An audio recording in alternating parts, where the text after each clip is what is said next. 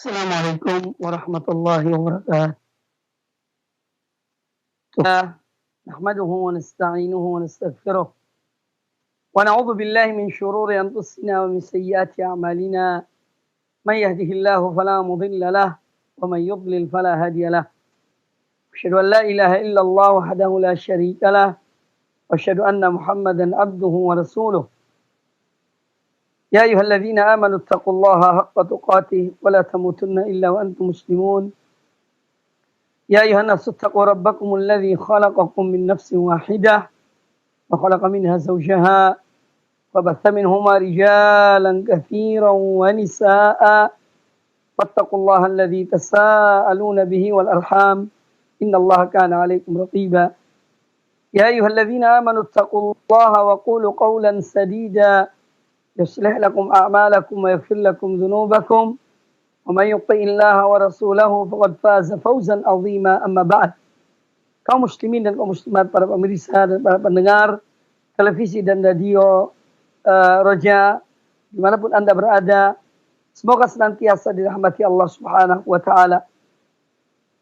Alhamdulillah, marilah kita selalu bersyukur pada Allah Azza wa Jalla atas berbagai nikmat dan karunia yang dianugerahkan kepada kita, sehingga pada kesempatan yang baik ini kita masih dipertemukan oleh Allah Azza wa Jalla dalam keadaan sehat walafiat, dalam keadaan segar bugar, sehingga dengan demikian kita dapat melaksanakan aktivitas-aktivitas kita dengan sebaik-baiknya.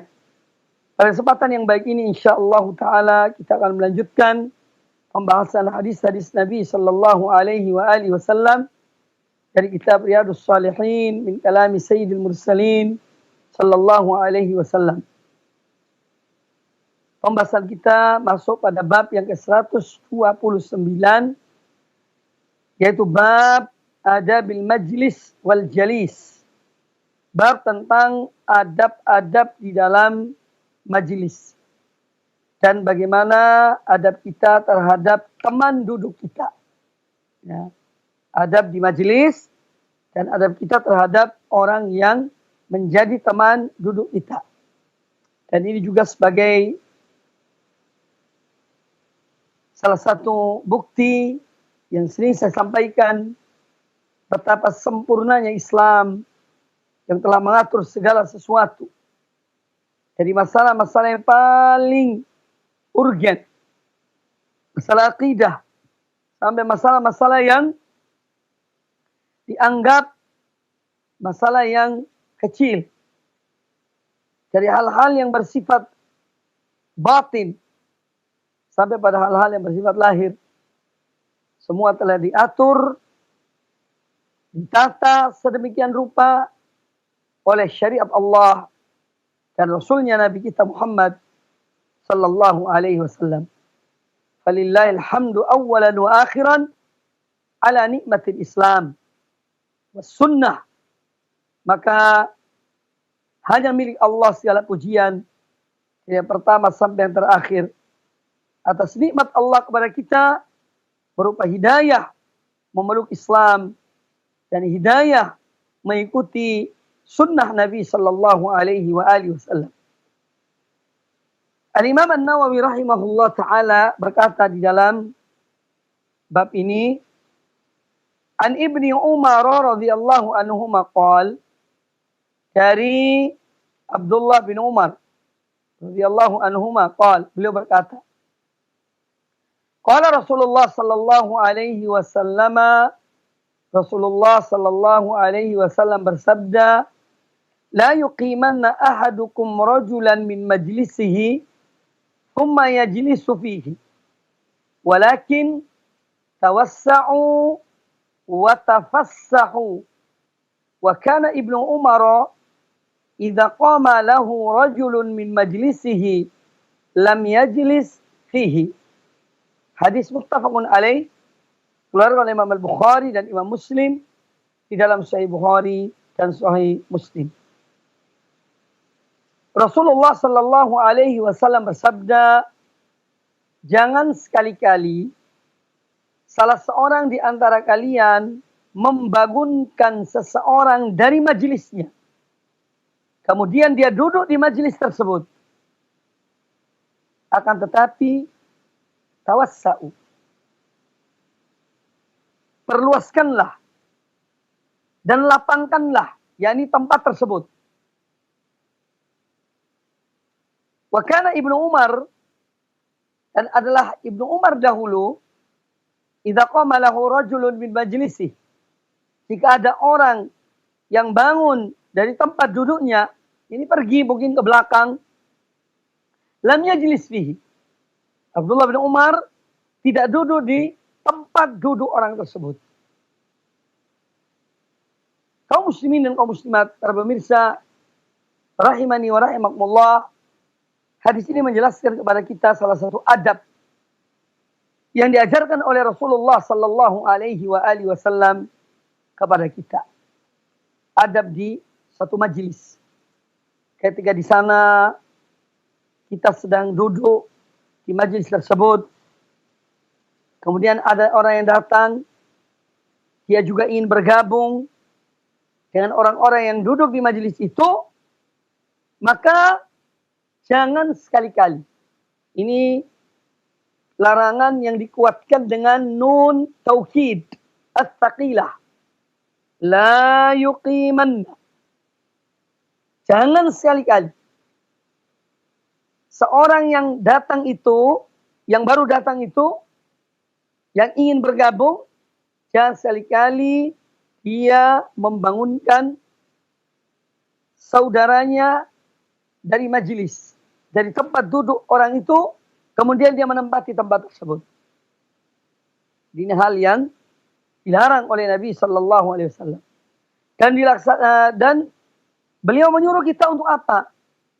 Untuk mengucapkan kalimat yang baik. Walakin tawassau.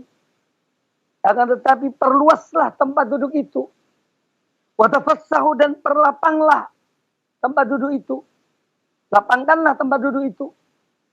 Dan sebetulnya, apabila kita cermati masalah lapangnya seseorang itu, adalah tatkala lapang hatinya, lapang dadanya. Sehingga kadang-kadang mungkin tempatnya sempit, tapi hatinya lapang. Maka dia memberikan saudaranya untuk duduk bersamanya. Ya, di satu majelis. Kemudian juga hadis ini tentu menjelaskan kepada kita tentang kalimat yang semestinya diucapkan. Ketika ada orang datang di majelis kita, yang kita sedang duduk di majelis itu, maka kita mengucapkan kalimat tawassa'u wa tafassahu.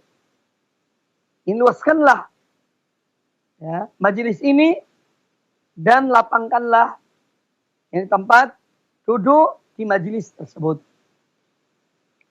Nah, hadis ini tentu banyak memberikan kepada kita pelajaran berkaitan dengan adab-adab di suatu majelis ketika seorang datang di majelis itu. Yang pertama adalah dilarang membangunkan seorang dari majelisnya, dari tempat duduknya. Jadi majelisnya itu tempat duduknya. Karena majelis adalah ismul makan, tempat duduk. Ya, tidak dibenarkan, bahkan diharamkan seorang membangunkan saudaranya yang sedang duduk di satu tempat, kemudian dia menempati tempat tersebut. Jadi tidak dibenarkan. Kemudian, di antara adab yang diajarkan di majelis, di satu majelis, yaitu kalimat yang sudah saya bacakan tadi, yang diajarkan oleh Nabi SAW, tafassahu wa tawassa'u. Tawassa'u wa tafassahu. Jadi kalau ada orang datang, kita menyuruh pada yang lainnya untuk memperluas tempat itu. Melapangkan untuk saudara mereka tempat duduk itu. Ya, di majelis tersebut. Sehingga orang yang baru datang itu dapat menempati tempat tersebut. Kemudian yang berikutnya bahwa ternyata adab yang diajarkan oleh Nabi Sallallahu Alaihi Wasallam ini berdampak, dampak yang baik, dampak yang positif. Dan kalau ditinggalkan adab ini akan berdampak negatif. Disadari atau tidak. Ketika seorang melaksanakan adab ini, dia tidak membangunkan saudaranya dari tempat duduknya, kemudian dia menduduki tempat tersebut, ini akan menjadikan di antara kaum muslimin kekuatan hubungan mereka, kecintaan satu dengan yang lainnya.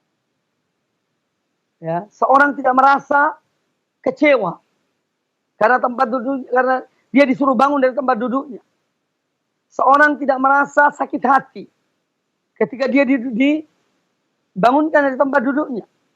Jadi inti dari adab ini adalah untuk mempererat, memperkokoh persaudaraan kaum muslimin. Al-muslimu akhul muslim. Seorang muslim saudara bagi muslim yang lainnya. Sehingga harus kita menjaga hubungan satu dengan yang lainnya. Dan ini yang mungkin dalam realita kehidupan kita kadang-kadang dilalaikan. Ada hal-hal yang kecil, dianggap kecil, ternyata berdampak. Dampaknya besar. Dari perilaku membangunkan seorang dari tempat duduknya. Kemudian seorang menempati tempat duduk tersebut, ini akan menimbulkan sesuatu dalam hatinya. Bisa jadi kebencian kepada orang yang membangunkannya. Timbul rasa dendam dalam dirinya. Dia merasa kurang hati kepada orang itu. Nah, oleh karena itu, apa yang diajarkan oleh Nabi Sallallahu Alaihi Wasallam, semua dalam rangka menjaga hubungan yang baik sesama muslim. Apalagi yang berada di satu majelis yang sama. Karena saling menghormati satu dengan yang lainnya. Jangan sampai syaitan merusak hati kita. Hanya hal-hal yang gara-gara hal-hal yang kita anggap atau hal-hal yang dianggap itu remeh dan kecil. Jangan sampai demikian. Karena syaitan selalu mencari pintu-pintu masuk ke dalam hati manusia. Sekalipun dia orang beragama, orang yang ngerti akidah, ngerti manhaj, ngerti ini dan itu. Ya, tetapi kalau dimasukkan oleh syaitan dan syaitan tahu kelemahannya untuk memecah belah di antara kaum muslimin, di antara orang-orang bersaudara, maka syaitan akan memasuki pintu tersebut. Oleh karena itu, di sini pentingnya kita waspada. Kita hati-hati. Ya, untuk menjaga yakni hubungan yang baik antara satu dengan yang lainnya. Kemudian juga hadis ini menjelaskan kepada kita tentang tatkala seorang datang, kita hormati orang itu, kita perluas tempat duduk, ayo mari silahkan duduk bersama kami. Ini akan betul-betul menjadikan ulfah, artinya kesatuan hati mereka, saling cinta satu dengan yang lainnya, ya. Dan itu menunjukkan bahwa mereka ini sama. Ya, kita duduk di majelis yang sama, status kita adalah sama, tidak ada yang lebih dari yang lainnya, sehingga timbul kemudian rasa tawadhu. Muncul sifat tawadhu dalam diri seseorang. Kemudian juga hadis ini menjelaskan kepada kita tentang bagaimana Nabi Shallallahu Alaihi Wasallam mengajarkan kepada kita agar tidak bangun untuk yakni ketika ada orang masuk, kita tidak perlu bangun dari tempat duduk kita, tapi perluas tempat itu, perluas tempat tersebut. Jadi tidak mesti kita itu bangun untuk ayo mari silakan duduk di tempat kita, tidak, ya. Tapi perluas tempat tersebut. Karena seorang yang datang di satu majelis, dia misalnya datangnya terlambat, ya dia datang duduk di tempat yang ada. Kalau dia dapat di belakang, ya. Kecuali misalnya di depan ada tempat yang masih luas. Dan dia dipersilakan, silakan maju ke depan. Tidak ada masalah, itu boleh saja.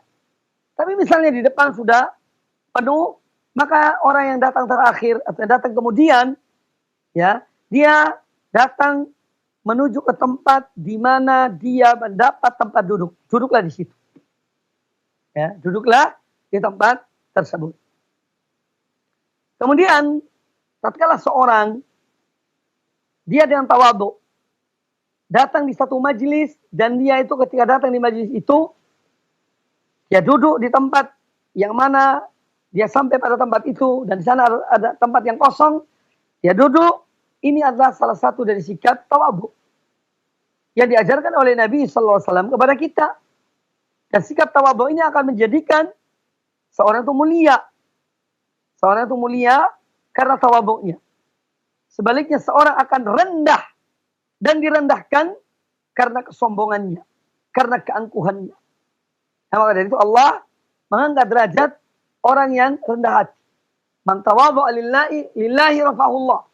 Siapa yang tawadhu karena Allah, maka Allah akan mengangkat derajatnya. Ini bagian dari tawadhu.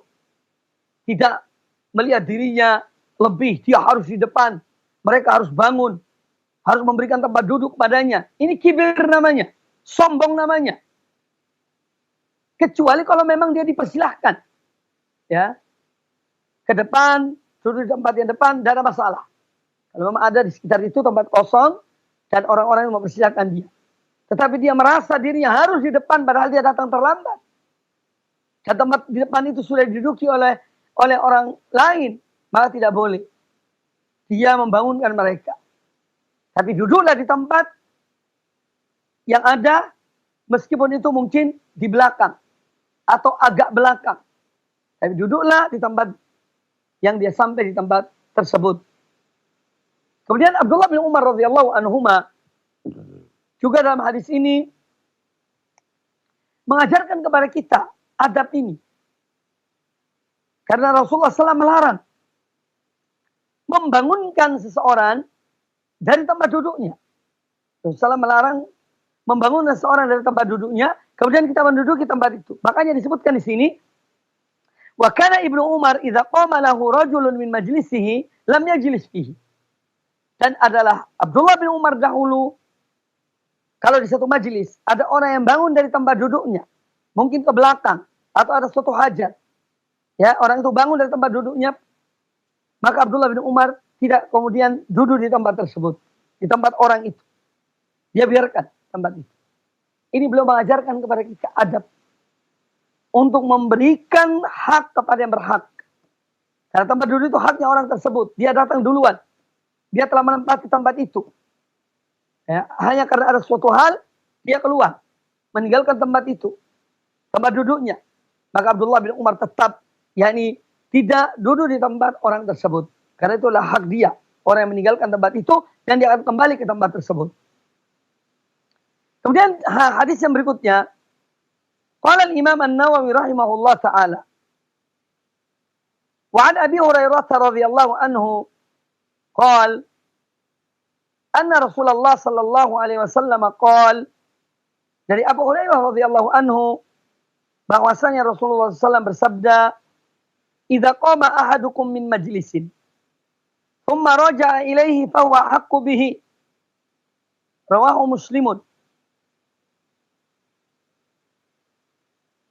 Kata Abu Hurairah radhiyallahu anhu bahwasanya Rasulullah sallallahu alaihi wasallam bersabda, "Idza qama ahadukum min majlisin."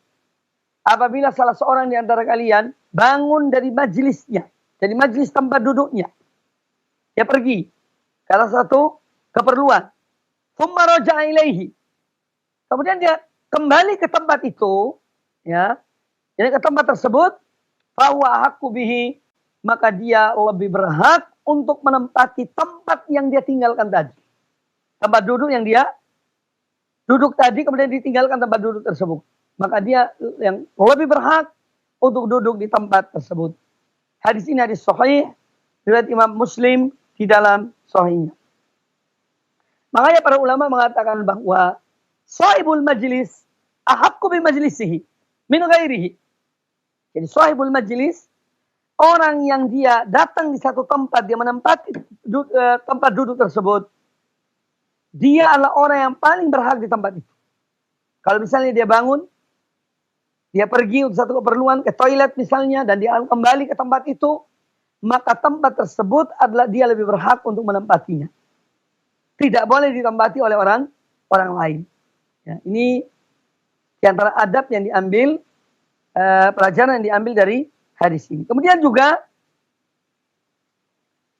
hadis ini menjelaskan kepada kita, tatkala seorang duduk di satu tempat, satu majelis, satu tempat duduk. Kemudian dia untuk satu keperluan, dia keluar.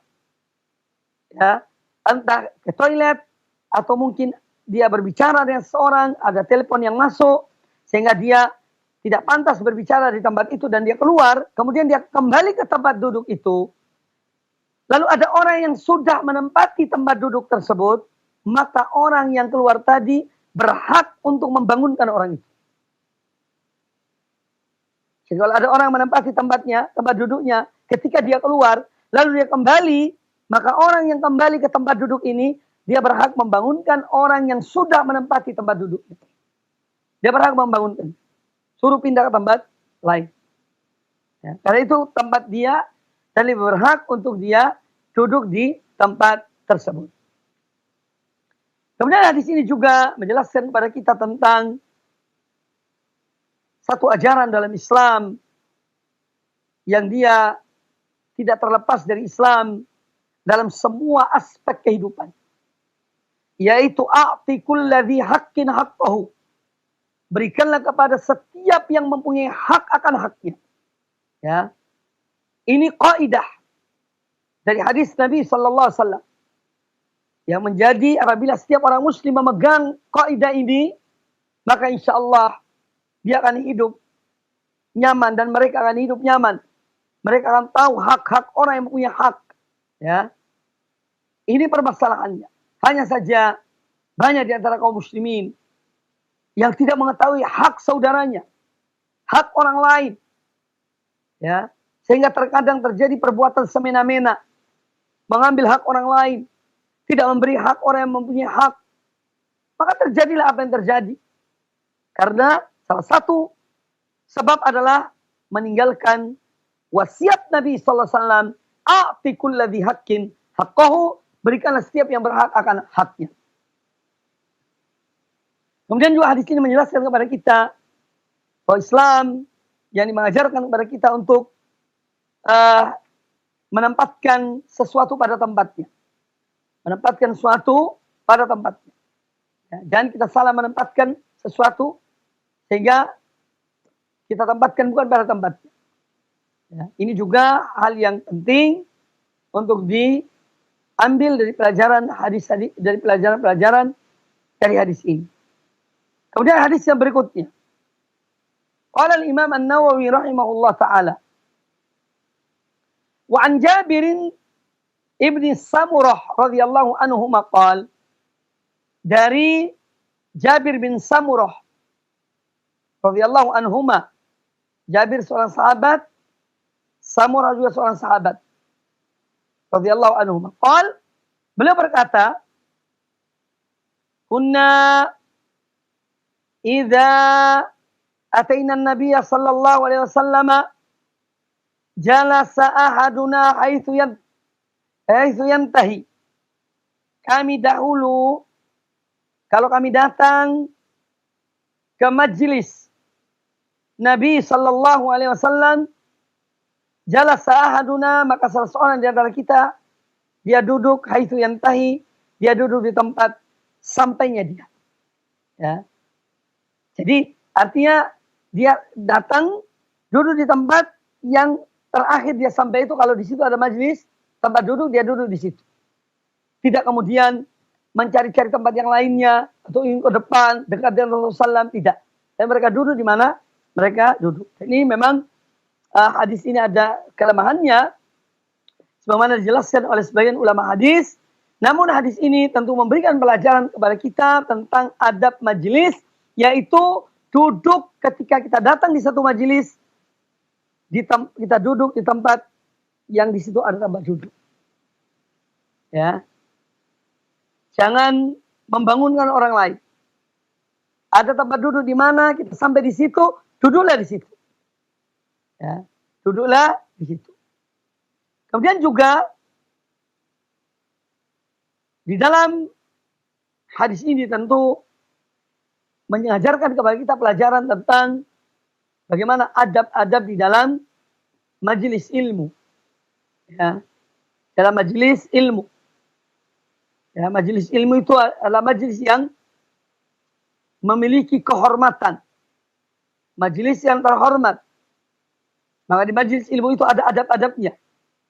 Ya, sehingga seorang betul-betul tahu ya bagaimana adab di majelis ilmu. Jadi intinya bahwa di majelis ilmu itu ada adabnya. Dan adab-adab majelis ilmu salah satunya ketika seorang datang, dia duduk di tempat di mana dia dapat tempat duduk. Duduklah di situ. Ya, meskipun mungkin di belakang. Kemudian misalnya ada tempat yang kosong dan di situ ada dari sekian banyak orang yang duduk di majelis itu ada tempat yang kosong. Lalu dia datang dan dia ingin menduduki tempat yang kosong itu, maka itu dibolehkan. Dan catatan yaitu jangan kemudian melangkahi manusia. Ya, tidak melangkahi orang-orang yang ada di sekitar itu. Ya. Kalau dia harus masuk, masuklah dengan adab. Masuklah dengan sopan. Masuklah dengan cara yang baik untuk menempati tempat yang kosong itu. Kemudian hadis yang berikutnya, qala al-Imam An-Nawawi rahimahullah wa an Abi Abdullah Salman Al-Farisi radhiyallahu anhu qala. Dari Abu Abdullah Salman Al-Farisi radhiyallahu anhu beliau berkata, qala Rasulullah sallallahu alaihi wasallam. Rasulullah sallallahu alaihi wasallam bersabda, la yaghtasilu rajulun yaumal jumu'ati wa yatatahharu mastata'a min tuhrin wa yaddahinu min du'nihi aw yamassu min tibi baitihi thumma yakhruju fala yufarriqu baina ithnaini thumma yusalli ma kutiba lahu thumma yunsitu idza takallama al-imamu illa ghufira lahu ma bainahu wa bainal jumu'ati al-ukhra. Rawahu al-Bukhari. Rasulullah sallallahu alaihi wasallam bersabda, tidaklah la yaktasilu rajulun yaumal jumu'ati. Tidaklah seseorang dia mandi di hari Jumat. Wa yatatahharu mastata'a min tuhrin. Kemudian dia bersuci ya dengan sebaik-baiknya. Wa yaddahinu min du'nihi. Kemudian dia memakai minyak rambut. Aw yamassu min tibi baitihi. Atau dia kemudian memakai minyak wangi. Tsumma yakhruju. Lalu kemudian dia keluar menuju ke masjid. Yani untuk salat Jumat. Fala yufarriqu baina itsnain. Dan ketika dia datang ke masjid, dia masuk masjid dan dia tidak memisahkan, tidak melangkahi orang-orang. Atau memisah antara dua orang. Ada dua orang duduk berdampingan, dia datang kemudian duduk di tengahnya. Dia tidak melakukan hal tersebut. Tsumma yusalli ma kutiba lahu. Lalu kemudian dia sholat. Ya, sedapat mungkin. 2 rakaat salam, 2 rakaat salam, 2 rakaat salam sambil menunggu imam atau khatib naik mimbar. Ya. Kemudian dia sholat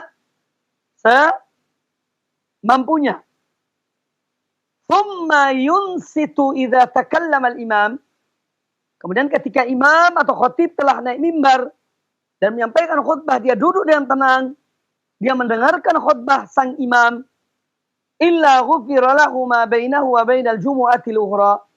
Melainkan orang seperti ini akan diampuni dosanya ya antara Jumat itu dan Jumat yang berikutnya. Ya, terhapus dosanya.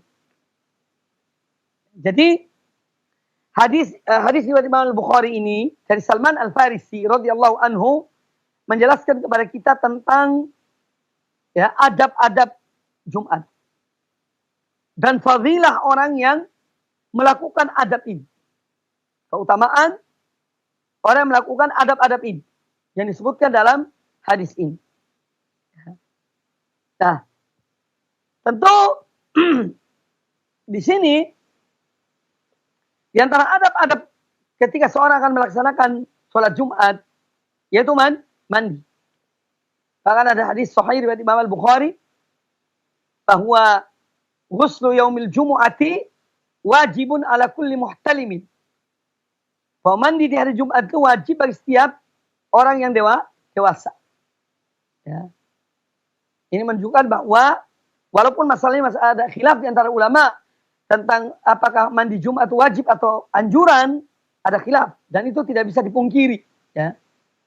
Dan sebagian ulama mengatakan wajib berdasarkan beberapa dalil dan sebagian mengatakan mustahab atau anjuran juga beberapa dengan dasar-dasar yang mereka jadikan pegangan mereka. Ya. Jadi yang pertama adalah mandi di hari Jumat. Dan mandi yang dimaksud adalah mandi besar. Ya. Artinya mandi secara menyeluruh tubuhnya. Seperti orang yang mandi junub. Itu mandi di hari Jumat. Kemudian yang kedua, di antara adab-adab Jumat, yaitu setelah seorang bersuci dengan sempurna, dia memakai minyak rambut. Wa yaddahinu min duhnihi. Ya, memakai minyak rambut yang rapi kalau ada. Ya, memakai minyak rambut. Kemudian au yamassu min tibi baitihi. Kalau tidak ada minyak rambut, ya, yang penting dia merapikan misalnya rambutnya, kemudian dia memakai yang ketiga adabnya adalah yamassu min tibi baitihi. Dia memakai minyak wangi. Ya, minyak wangi yang ada di rumahnya. Maka dari itu dianjurkan seorang muslim hendaknya selalu ada minyak wangi di rumahnya. Ya. Jadi yamassu min tibi baitihi. Ya, setelah memakai minyak rambut, setelah mandi, bersuci, kemudian dia memakai minyak wangi. Thumma yakhruju. Setelah itu semuanya, kemudian dia keluar. Keluar menuju ke masjid. Sampai di masjid, dia masuk masjid, dia duduk di tempat dia sholat misalnya di tempat yang dia sampai ke tempat tersebut. Kalau masih ada shaf yang awal, di shaf yang awal, yang pertama. Atau shaf yang kedua, atau shaf yang ketiga. Jika shaf pertama dan kedua telah penuh dengan jamaah. Ya. Jadi dia tidak memisahkan antara dua orang.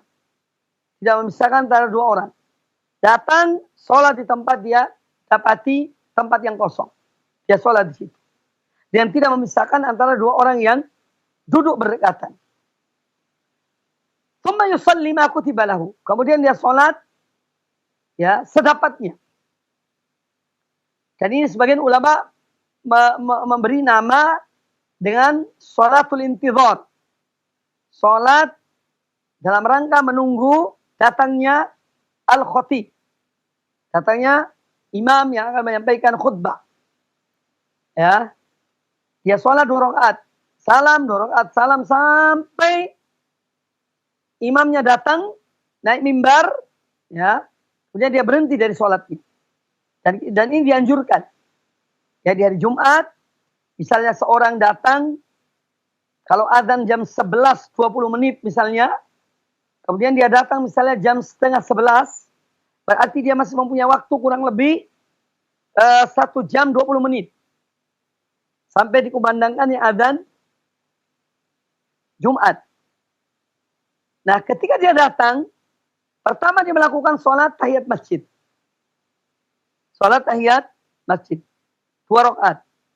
Kemudian dia sholat berikutnya 2 rakaat, berikutnya 2 rakaat, berikutnya. Ya. Setiap 2 rakaat dia salam. Sampai khatib naik mimbar. Baru dia kemudian berhenti. Ya. Jadi itu salah satu amalan yang diamalkan oleh para sahabat dahulu. Ketika mereka menunggu datangnya Nabi SAW untuk menyampaikan khutbah, ya, dan mereka di antara mereka ada yang datang lebih awal, maka mereka sholat 2 rakaat, salam 2 rakaat, salam 2 rakaat, salam sampai datangnya khatib. Ya, tsumma yusalli ma kutiba lahu. Kemudian dia sholat, ya, sedapatnya. Jadi kadang-kadang seorang bisa sholat lebih dari 10 rakaat. Kalau memang waktunya panjang. Kalau waktunya panjang. Tsumma yunsitu idza takallama al-imam. Kemudian apabila imam telah naik mimbar, menyampaikan khutbah, maka dia dengar dengan seksama. Dia diam sambil mendengar dengan seksama. Nah, orang yang melakukan hal-hal tersebut akan diampuni dosanya oleh Allah Subhanahu wa taala selama Jumat itu sampai Jumat yang berikutnya. Jadi satu kemuliaan, satu adab yang mulia atau satu amal yang memiliki fadilah, yaitu seperti yang disebutkan dalam hadis Salman Al-Farisi radhiyallahu anhu tersebut. Nah, adapun pelajaran yang diambil dari hadis ini, yaitu seorang dianjurkan ketika akan hadir atau akan menghadiri sholat Jumat, hendaknya dia betul-betul dalam keadaan yang sangat bersih, ya, rapi, pakaiannya wangi, intinya dalam keadaan yang betul-betul bersih. Itu di hari Jumat. Kemudian juga dianjurkan seorang yang untuk memakai minyak wangi. Ya. Kalau misalnya seorang dia mampu, maka dia selalu ada minyak wangi di rumahnya. Tapi kadang-kadang ada orang yang tidak mampu. Maka misalnya dia beli minyak wangi itu hanya pakai untuk di hari Jumat. Misalnya. Itu hal yang boleh saja. Ya. Hal yang boleh saja. Dalam rangka melaksanakan hadis ini. Ya, jadi menghemat pakai hanya di hari Jumat karena ini anjuran dari Nabi SAW untuk mendapatkan fadilah ini. Ya, sebab kalau dia harus pakai setiap hari, kadang-kadang mungkin dia tidak mampu membelinya. Ya. Jadi hal yang dibolehkan. Kemudian juga hadis ini menjelaskan kepada kita tentang larangan melangkahi manusia di hari Jumat. Seorang datang di hari Jumat terlambat dalam arti sudah banyak orang yang duduk di majelis, di masjid, dia datang kemudian lalu melangkahi orang-orang itu yang sedang duduk untuk mencari tempat di depan. Ini satu perilaku yang tidak benar. Ya, ini hal yang dilarang dalam agama kita. Ya, walaupun statusnya adalah makruh, jadi hal yang dibenci. Ya. Karena kita kalau memang ingin di soft depan, ya datang di awal waktu. Dan kemudian datang terlambat, lalu mengganggu orang yang sedang beribadah. Mungkin ada yang baca Al-Quran, ada yang sedang sholat, ada yang sedang berzikir, dan yang lainnya. Ya. Maka kalau seorang melangkahi mereka, ini akan mengganggu mereka. Ya. Akan mengganggu mereka. Maka seorang yang datang terlambat, maka dia sholat di tempat dia sampai di mana, sholatlah di situ. Ya. Sholatlah di tempat tersebut. Kemudian hadis ini juga menjelaskan kepada kita dianjurkannya ya, melaksanakan sholat sunnah di hari Jumat itu dengan apa yang saya sebutkan tadi. 2 rakaat salam, 2 rakaat salam, 2 rakaat salam sedapatnya. Ya, sedapatnya. Dapat 6 rakaat, cukup 6 rakaat. Dapat 8 rakaat, cukup 8 rakaat. Sampai imam naik mimbar. Kalau imam sudah naik mimbar, ya sudah. Ya, seorang berhenti dari sholatnya. Artinya dia akhiri sholatnya itu. Sampai salam, selesai. Duduk dengar apa yang akan disampaikan oleh khatib. Ya. Jadi kita dianjurkan untuk mengerjakan sholat tersebut. Sholat sunnah, nafilah yang dilakukan di hari Jumat. Sambil menunggu datangnya al-khatib. Naiknya khatib di atas mimbar. Kemudian juga hadis ini menganjurkan kepada kita untuk bersegera mendatangi sholat Jumat. Tidak menunda-nunda. Kadang-kadang ada orang menunggu azan. Kalau sudah azan dia dengar, baru dia keluar dari rumahnya. Ya, tidak. Ini satu perilaku yang kurang baik. Karena apa? Dia menyia-nyiakan kesempatan untuk mendapatkan banyak fadilah dari Jumat itu. Salah satunya adalah ampunan Allah Ta'ala kepada orang yang datang lebih awal, dia lakukan hal-hal yang disebutkan dalam hadis Salman Al-Farisi ini, maka dia diampuni oleh Allah dosanya dari hari Jumat itu ke Jumat yang berikutnya. Kemudian hadis disebutkan oleh para ulama bahwa syarat mendapatkan fadilah ini, yaitu diampuni dosa orang tersebut dari Jumat itu ke Jumat yang berikutnya, ini adalah kalau dia melaksanakan semua yang disebutkan dalam hadis Salman Al-Farisi ini. Ya, mandi, pakai minyak wangi atau minyak rambut, kemudian dia datang lebih awal di masjid dan tidak memisahkan antara dua orang. Kemudian dia sholat 2 rakaat, salam 2 rakaat, salam 2 rakaat, salam sampai imam naik mimbar. Kemudian dia mendengar dengan seksama dengan baik. Ini yang akan mendapatkan fadilah ini. Ya. Dia yang akan mendapatkan fadilah yang disebutkan dalam hadis ini, yaitu diampuni dosanya dari Jumat itu ke Jumat yang berikutnya. Hadis yang berikutnya.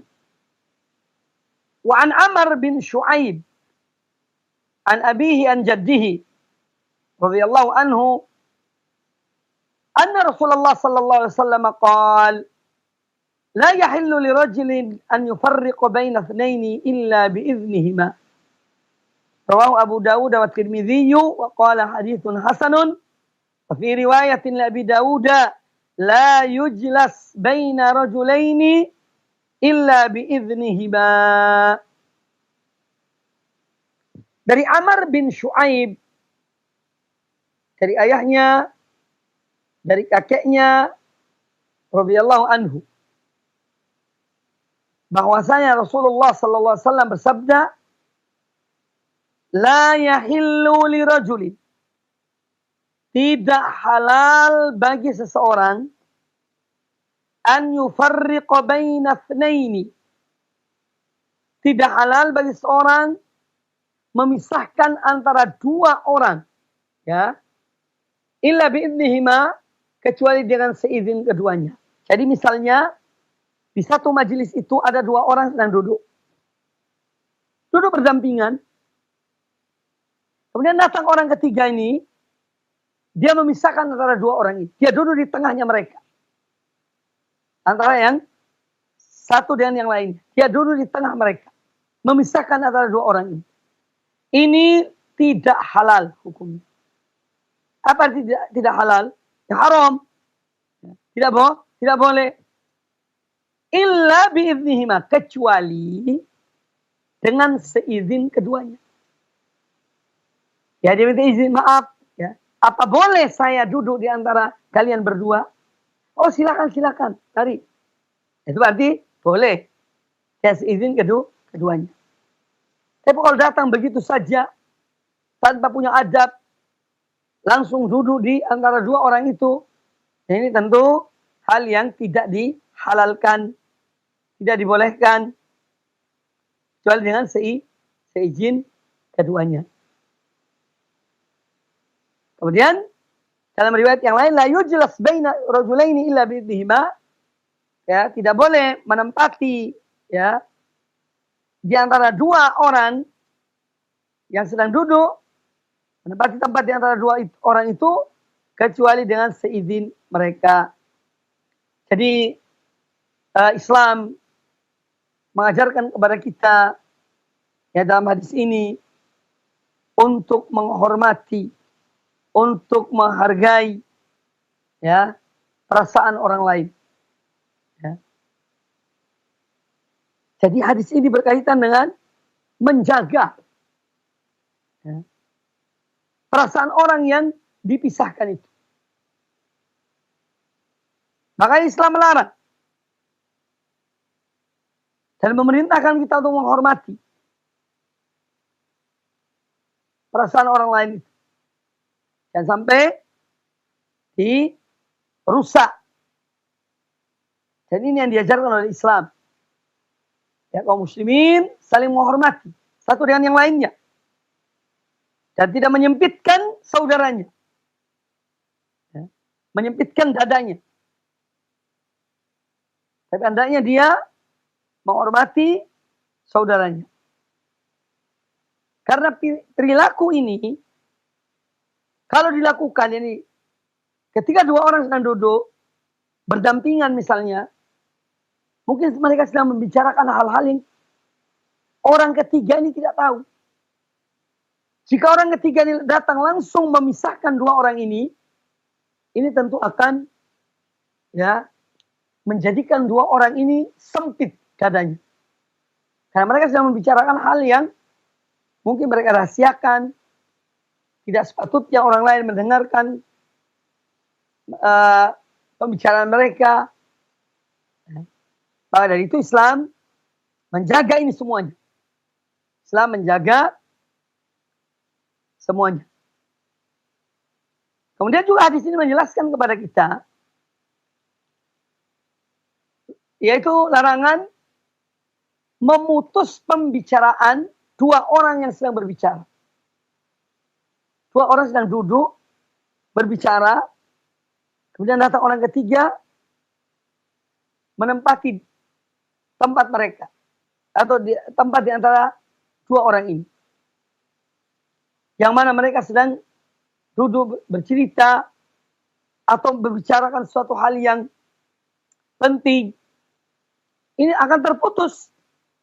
Terputus dengan apa? Dan datangnya orang ketiga ini yang menempati tempat di antara dua orang tersebut. Akan terputus komunikasi mereka atau hal-hal penting yang mereka sedang berbicara. Nah, kalau seandainya ada dua orang sedang berbicara, lalu kita ini ingin bicara dengan salah satu di antara mereka, kita minta izin. Maaf ya, saya mutus omongan pembicaraan kalian berdua, saya ingin berbicara sebentar dengan fulan. Oh silahkan, silahkan. Dan itu adab. Ya, dengan kita minta permisi, minta izin. Supaya diizinkan kita berbicara dengan orang yang sedang berbicara itu. Maaf, saya potong. Saya putus pembicaraan sebentar karena ada hal penting yang saya harus sampaikan. Itu juga di dalam kita berkomunikasi. Ya. Minta izin supaya kita diizinkan berbicara dengan salah satu dari dua orang yang ingin kita menyampaikan apa yang akan kita sampaikan. Atau mereka juga harus mengetahui yang kita sampaikan. Jadi mereka yang sedang berbicara dua orang ini. Maka kita pun mengatakan demikian. Maaf, saya putus pembicaraan. Ya, antum kalian berdua, ini ada berita penting bahwa begini. Kemudian selesai, sudah cukup. Jadi perpanjang. Ya. Silakan lanjutkan. Ya, silakan lanjutkan pembicaraan. Ini semua adab. Adab yang diajarkan oleh Islam pada kita. Ya.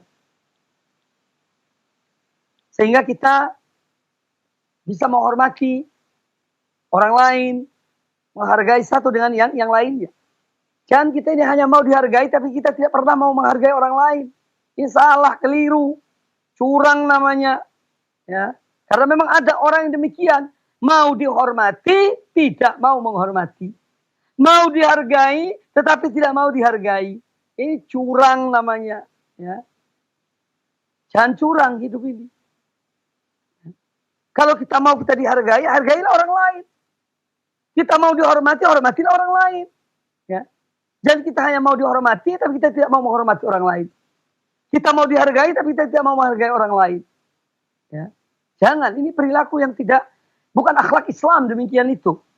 Ya. Bukan akhlak Islam yang demikian itu. Ya. Baik. Kemudian juga hadis ini menjelaskan kepada kita tentang larangan memisahkan dua orang. Ya. Seorang tidak boleh langsung duduk. Memisahkan di antara dua orang yang sedang duduk, ini juga memberikan isyarat kepada kita dan pelajaran penting dari hadis ini, yaitu kita tidak boleh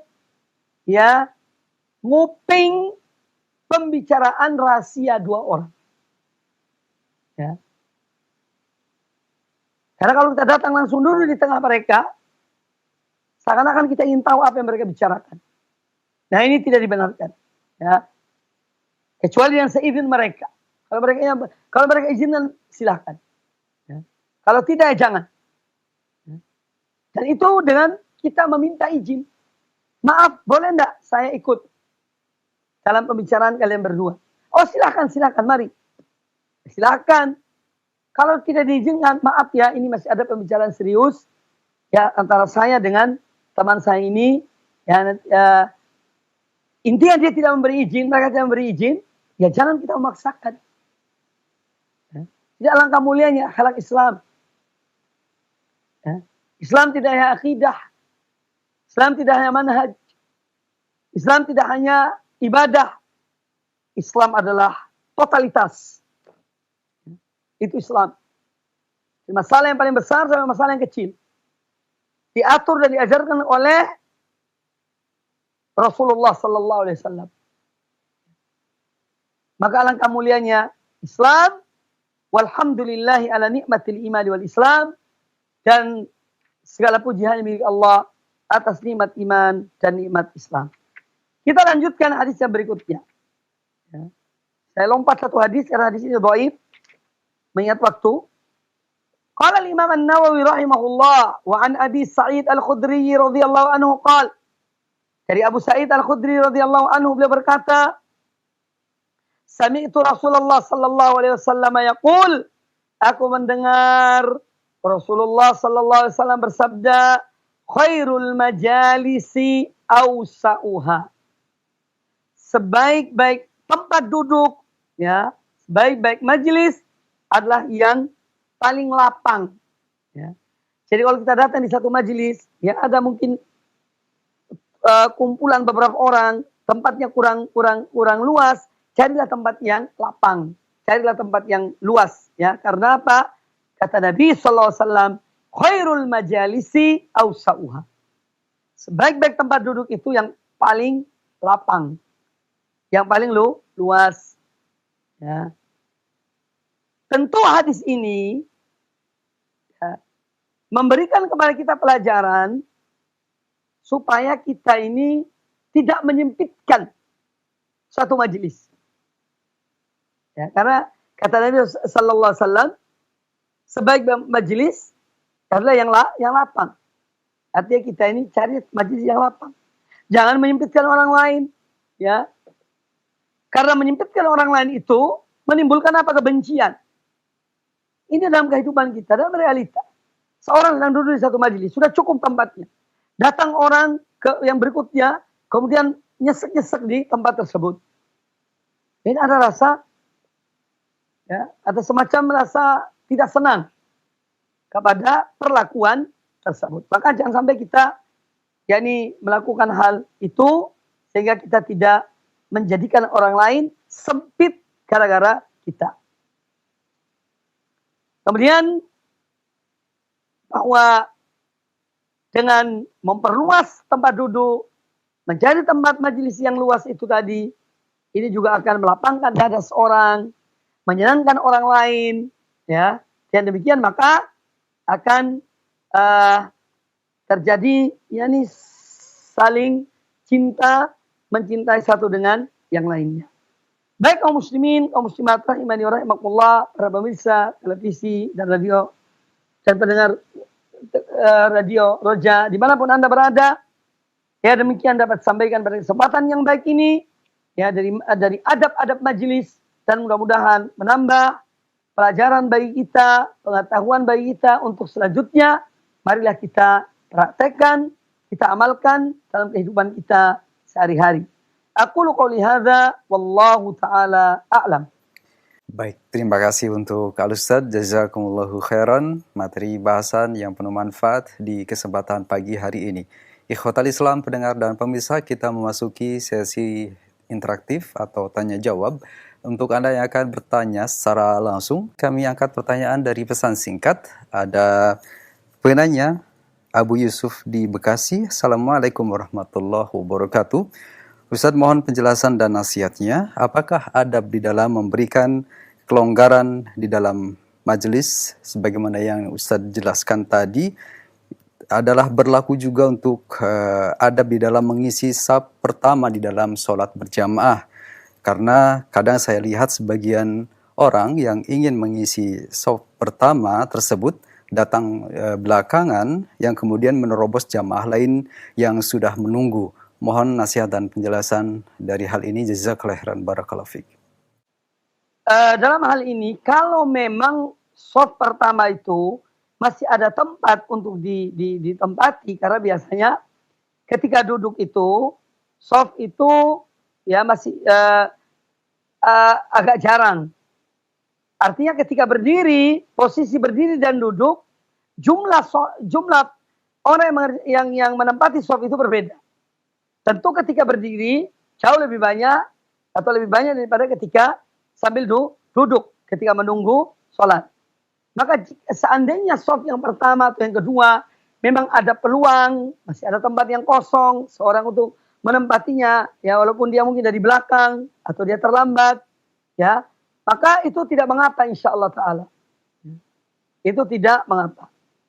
Tetapi kalau shaf itu sudah penuh, ya dan sesak shafnya, kemudian ada orang datang ingin masuk, menyempitkan tempat tersebut dan mengganggu orang yang di samping, ya ini yang tidak dibenarkan.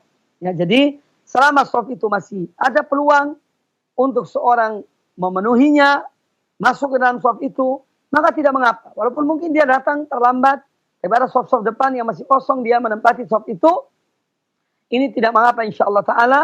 Yang tidak dibenarkan adalah dia dengan mendesak mereka, menyempitkan tempat mereka, sehingga sampai-sampai kadang-kadang mengganggu kehusyuan mereka dalam sholat. Karena saking rapatnya. Ya, sehingga tidak ada kebebasan. Ya. Nah ini hal yang tidak sepatutnya dikerjakan. Ini kita jangan menyempitkan orang lain. Ya. Tapi selama shaf itu masih wajar, bisa dimasuki, rapat dan bagus, maka silahkan masuk dan memenuhi shaf-shaf yang kosong. Wallahu ta'ala a'lam. Baik, terima kasih. Jazakallahu khairan jawaban dan nasihat Al-Ustadz. Untuk selanjutnya masih dari pesan singkat saya ajukan dari beberapa penanya. Assalamualaikum warahmatullahi wabarakatuh. Ustadz, mohon nasihatnya. Bagaimanakah hukumnya bagi kami yang cacat secara fisik, baik yang tunanetra atau tunadaksa, yang dalam majelis ilmu kadang terlambat hadir, yang seharusnya duduk di belakang, akan tetapi diberikan tempat keleluasaan oleh jamaah lain untuk berada di depan. Dan kami pun sudah berupaya menolak, akan tetapi mereka memaksakannya. Yang jadi pertanyaan, selain saya mengucapkan terima kasih atas sikap mereka, lalu sikap apa yang terbaik terhadap hal ini? Terima kasih jawaban dan nasihat Al-Ustadz. Jazakallahu khairan. Baik, tentang masalah yang ditanyakan ini, kalau memang mereka, ya persilahkan seorang yang memang ada cacat fisiknya, ya kemudian disuruh ke depan, disiapkan tempat untuk mereka, maka ini tidak mengapa. Artinya mereka izinkan. Sedangkan pembahasan kita tadi itu, seorang yang datang terlambat, kemudian dia memaksakan dirinya harus menempati tempat di depan, misalnya. Ya ini tidak benar, ya, karena dia berarti mengganggu dan tidak menjaga perasaan yang lainnya. Ya oleh karena itu, apabila seorang memang diberi kesempatan, disiapkan tempat untuk mereka di depan, misalnya agar lebih dekat dengan yang memberikan ceramah, maka ini hal yang tidak boleh. Ya, ini hal yang tidak mengapa, boleh saja.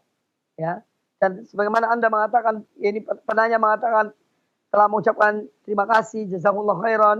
Ya, ini satu perbuatan yang baik. Ya, ya, dan Anda doakan mereka. Selain itu Anda mendoakan mereka, itulah kira-kira balasan yang paling patut untuk kita lakukan terhadap orang yang berbuat baik pada kita. Yaitu mendoakan mereka akan kebaikan ya di dunia dan di akhirat. Jadi apa yang ditanyakan tadi itu tidak mengapa. Kalau memang diizinkan, disiapkan tempat, maka itu hal yang boleh. Wallahu a'lam. Terima kasih. Jazakallahu khairan jawaban dan nasihat Al-Ustadz. Masih dari pesan singkat ada pertanyaan dari Umu Kiran di Jakarta. Assalamualaikum warahmatullahi wabarakatuh. Ustadz, jika di sebuah pengajian yang biasanya padat jamaahnya, bagaimanakah jika atau bolehkah bagi seseorang yang datang duluan untuk memilih duduk di paling belakang karena perlu untuk bersandar dan hal lain yang dikhawatirkan mengganggu jamaah yang berada di depan, karena biasanya panitia selalu memberikan arahan bagi yang datang lebih awal mengisi barisan yang depan terlebih dahulu. Mohon nasihatnya, jazakallahu khairan Ustaz. Bagus sekali tentang seorang yang datang dan dia memilih tempat di belakang. Baik. Seorang yang datang itu, ya inti orang yang datang di satu majelis ilmu, yang paling utama ya dan paling afdal, dia duduk di depan. Ini kita sepakat tentang keutamaan seorang yang duduk di majelis ilmu dekat dengan gurunya, sebagaimana yang dicontohkan oleh Jibril alaihissalam. Ketika datang kepada Nabi SAW di majelis beliau, Jibril datang sebagai seorang penuntut ilmu, duduk di depan Rasulullah SAW. Bahkan lutut dengan lutut bersentuhan. Ini menunjukkan kedekatan seorang alim dengan seorang penuntut ilmu. Ya, jadi intinya itu hal yang lebih utama. Namun kadang-kadang ada orang yang mungkin dia usianya sudah agak lanjut, atau mungkin dia tidak kuat untuk duduk tanpa bersandar karena punggungnya cepat capek, payah, atau sakit, ya. Atau mungkin ada hal lain. Kadang-kadang dia ini orang yang lebih tahu tentang dirinya, mungkin sering ke belakang, sering buang air kecil, maka dia mencari tempat yang belakang, maka ini semua hal yang tidak mengapa, insyaallah ta'ala. Ya. Justru kalau dia depan, kadang-kadang bisa mengganggu orang lain. Masuk, keluar itu mengganggu. Jadi dia memilih yang belakang karena satu hal dan satu kondisi, maka itu hal yang tidak mengapa. Ya. Yang dimakruhkan adalah seorang yang sehat walafiat, masih muda, bisa duduk depan, datang pertama, duduk dekat yang orang yang menyampaikan ilmu. Tapi kok milih belakang? Ya ini yang tidak tepat, ya, tidak tepat dan tidak benar. Ya, tapi kalau seorang karena alasan tertentu dia memilih di belakang, maka insya Allah ini tidak mengapa. Allahu a'lam. Jazakallahu khairan jawaban dan nasihat Al-Ustaz. Dan pertanyaan tadi adalah pertanyaan terakhir kita di sesi interaktif pagi hari ini. Di penghujung acara kami mohon ikhtitam dari Al-Ustaz. Barakallahu fiik. Baik kaum muslimin, kaum muslimat rahimani wa rahimakumullah. Alhamdulillah, mudah-mudahan yang disampaikan tadi bermanfaat bagi kita semuanya. Dan semoga Allah Subhanahu wa taala selalu memberikan pada kita ilmu dan menambah kita ilmu bermanfaat dan amal yang saleh. Dan semoga Allah Azza wa Jalla menerima amal-amal kita.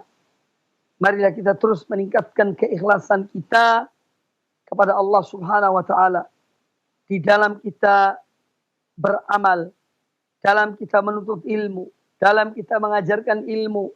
Al-ikhlas, al-ikhlas, ya. Karena ini adalah syarat diterimanya amal ibadah kita. Kita beramal, kita berbuat, tapi amal kita ditolak oleh Allah Ta'ala. Ini adalah suatu hal yang rugi. Nah, oleh karena itu, kami ingatkan kembali terutama diri kami, yaitu keikhlasan di dalam berilmu, dalam mengajarkan ilmu, dan dalam beramal. Mari kita selalu memeriksa hati-hati kita, dada kita ini. Kalau di sana ada noda-noda syirik, noda-noda riya, dan yang lainnya, dari penyakit-penyakit hati akan merusak amal-amal ibadah kita, segera kita bersihkan. Segera kita sembuhkan. Ya. Dan mohon pertolongan pada Allah Azza wa Jalla. Agar Allah selalu memberikan kepada kita keikhlasan. Ya. Karena realita dan yang kita lihat bahwa ada hal-hal yang sangat mengganggu keikhlasan seorang. Maka itu adalah seorang selalu melihat dirinya, memperbaiki amalnya, memperbaiki niatnya, ya, mengecilkan dirinya di hadapan Allah Subhanahu wa taala. Ya. Ingat, kalau kita berilmu, masih sangat banyak orang-orang yang jauh lebih berilmu dari kita. Kalau kita seorang yang berharta, ingat, masih banyak orang yang jauh lebih banyak hartanya. Kalau kita seorang yang melakukan ibadah sholat di malam hari, lakukan amal-amal kebaikan. Ingat, masih sangat banyak orang yang jauh lebih banyak ibadahnya, lebih baik ibadahnya daripada diri kita. Dan demikian maka seorang akan selalu introspeksi dirinya. Dia tidak tertipu dengan amal yang dikerjakannya. Dia tidak tergiur dengan dirinya, ya. Karena apa? Dia selalu melihat dirinya kecil di hadapan yang lainnya. Dari orang-orang yang berilmu, yang beribadah, yang berakidah, yang bertauhid, dan yang melakukan amal-amal kebaikan. Ya. Maka kita melihat yang atas dalam kebaikan, ini akan menjadikan kita itu lebih bersemangat untuk memperbaiki amal kita dan meningkatkan amal-amal ibadah kita. Semoga bermanfaat. Aku qouli hadza, subhanakallahumma bihamdika, asyhadu an la ilaha illa anta, astaghfiruka wa atubu ilaik. Sallallahu wasallam wa barak ala nabiyina wa ala alihi washabihi ajma'in. Wa jazakumullahu khairan. Assalamualaikum warahmatullahi wabarakatuh.